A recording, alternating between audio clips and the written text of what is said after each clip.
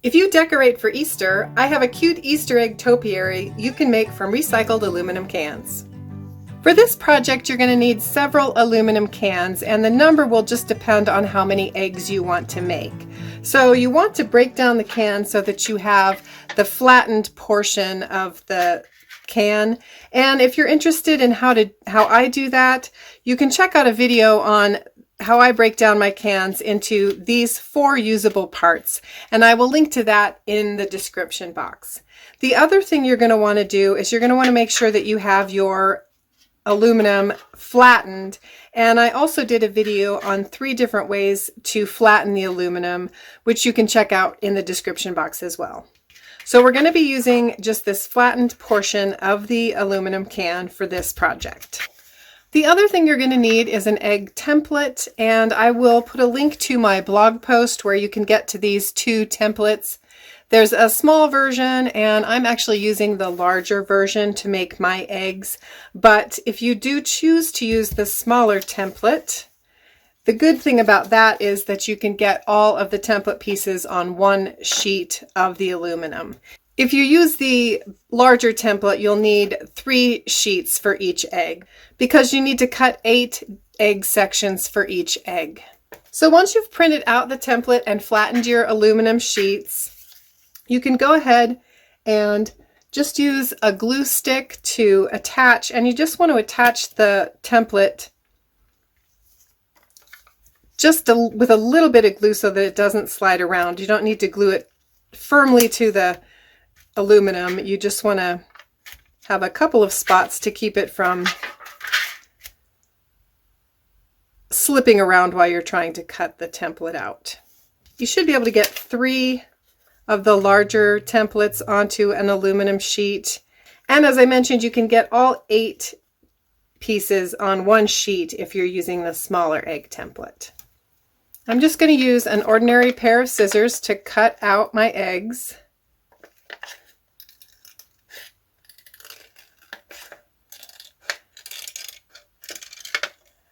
And a lot of people ask me about the sharp edges of the aluminum, so do be a little bit careful.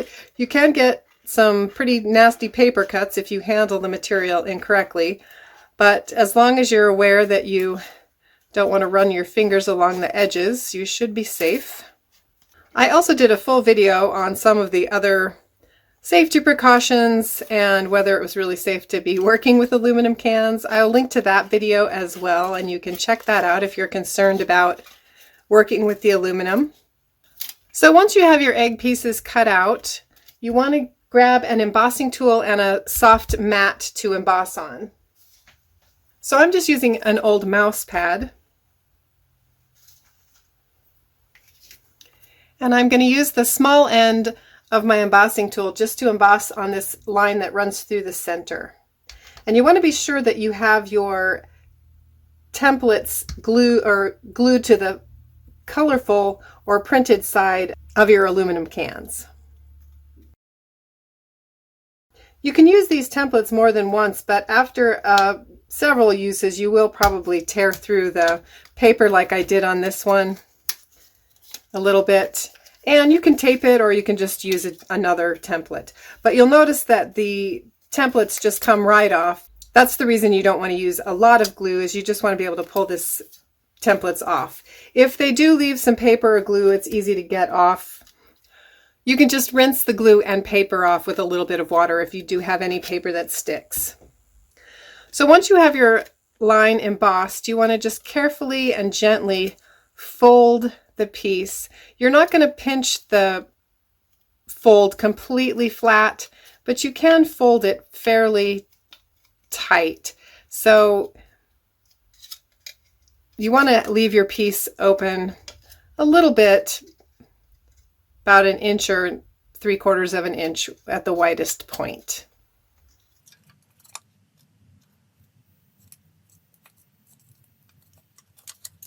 Once you have all 8 pieces cut, you can attach them together, and the easiest way I've found to do that is to use some mounting tape, and this is just mounting tape from the Dollar Tree, so if you can find it there, it works just fine for this project. I'm going to cut off just a length of tape, And the first thing I want to do is to tape my pieces together, and I'm just going to do it along this center edge. So I'm just going to cut a few small pieces of the mounting tape.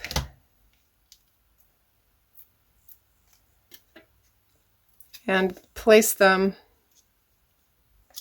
along that folded edge.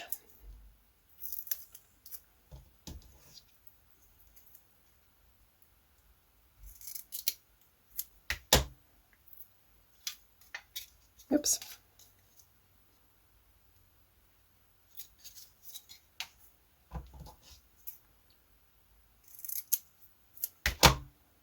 I'm just using a piece at the bottom and top and middle, but you can put more tape on if you decide that you want to.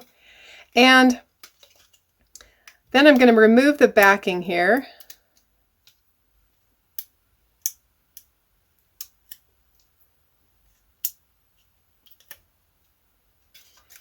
And I want to line up my pieces and place the folds together. Now, the only thing about this mounting tape is that it's not very forgiving, so it's not going to let you move things around once you make contact. So you want to make sure you've got your piece lined up on the edges and on the fold, and then you can just press the two pieces together. And don't worry if they're not perfectly lined up. We're going to fix the edges at the end of the project here. So I'm just going to keep taping along this center fold and adding pieces until I have all 8 pieces attached together.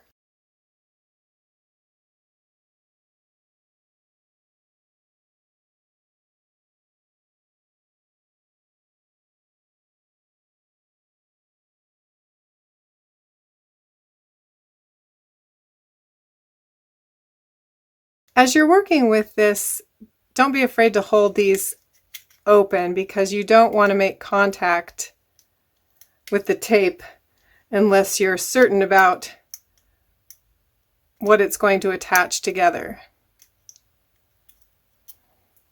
So I'm putting my last piece in here, and I want to make sure that I'm not letting go of it, otherwise it will close up before I get this last piece in. So again, I just want to make sure that I have my edges lined up. I've found that it's easiest if you hold this kind of at the ends. Make sure you keep it open, and then you can line up your pieces from the edge.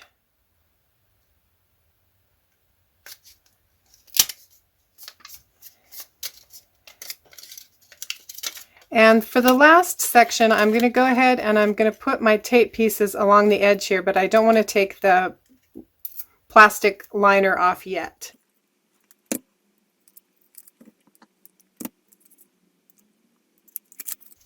So I've got the egg shape, but I don't want to, like I said, I don't want to close it up yet. I'm going to grab a piece of cording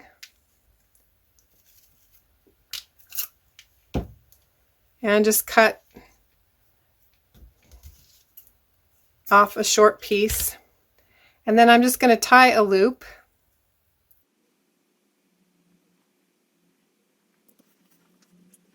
And I'm using a little bit of clear E6000 glue. I'm at the very end of my tube here, so you probably can't see what it is, but it is E6000 glue. So I want to hold my shape open.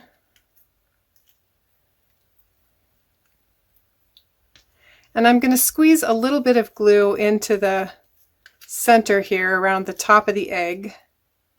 And then I'm just going to lay the cord right in that glue.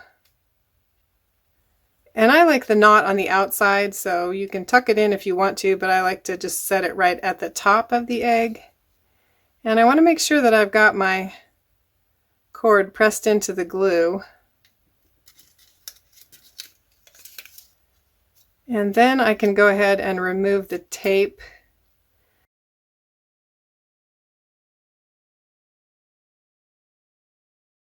And close up the shape. But again, you want to try to make sure everything lines up pretty well before you press it in place. You can decide how much tape you want to use. I usually just go back along these open edges and insert one little piece of the mounting tape to hold the edges closed.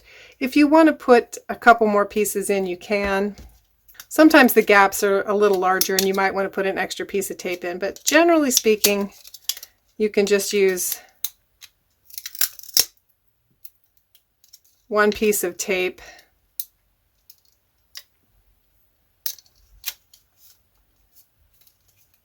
to hold the edges closed. So I'm just going to go around and insert a piece of tape between all of the pieces. And now I'm going to set this aside to let the E6000 glue harden a little bit before we do the finishing step. So I've made several eggs, and you can make as many as you want to. And to finish the edges, I've used several different paint brands, but the one I would recommend the most is this Tulip dimensional fabric paint, because it does cover the edges a little better than the other paints. But you're definitely going to want a paint with a nice tip on it that you can kind of draw with. I've also used this Folk Art Dot brand and these are really old, I don't even know what they are, but they're called Scribbles. But you definitely just need something with that pointed tip. And as I mentioned, these dimensional paints are going to give you the best coverage, and they're really kind of the easiest to work with. Before I put my paint on, I do have a couple of spots here where I think I'm going to stick an extra piece of tape just because my gap is pretty big. This paint is much better at kind of filling in that gap, but I don't think I want to leave quite that big of a space. So to use this paint, I'm just going to draw a line right along the edge of my shape here. And it will shrink down a little bit as it dries, but you can see that it's not flowing into the gap between the metal. You do want to have a place planned out to sort of hang these up while the paint dries. And I've usually done one half of the shape and then I'll let the paint dry and then I'll do the other half, just because it's a little tricky to hold on to if you have wet paint. But you can see here where I didn't line up my edges very well that it's also good for kind of disguising that. And as I mentioned with the other paints, you can just end up with the paint kind of running down the sides and flowing into the gap, and it just doesn't cover quite as well. So I definitely like this Tulip dimensional paint the best. Here's a look at the two sizes side by side. The small one does turn out really cute, but of course you have to make quite a few more of them to cover the same amount of space. To make the base for my project, I decided to use this cute little liquor bottle, and my first thought was to remove the label, but then I decided to try to paint over it with some white paint, and my plan is to add this Easter graphic with some decoupage.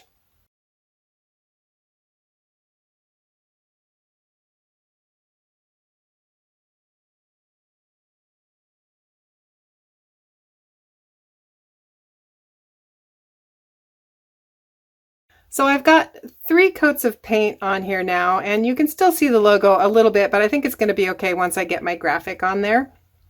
So for this graphic, I printed on a napkin, and if you're interested in the napkin graphic transfer technique, I will link to that tutorial in the description as well. But it's a fun way to add your own graphics to different things, bottles. I've done it on several different craft projects, but you can make wood signs and all kinds of things with this technique. And it just allows you to have a nice thin piece of paper to decoupage. If you've never used this technique, it's just a fun way to do a graphic transfer, and it works really well if you're using a white background.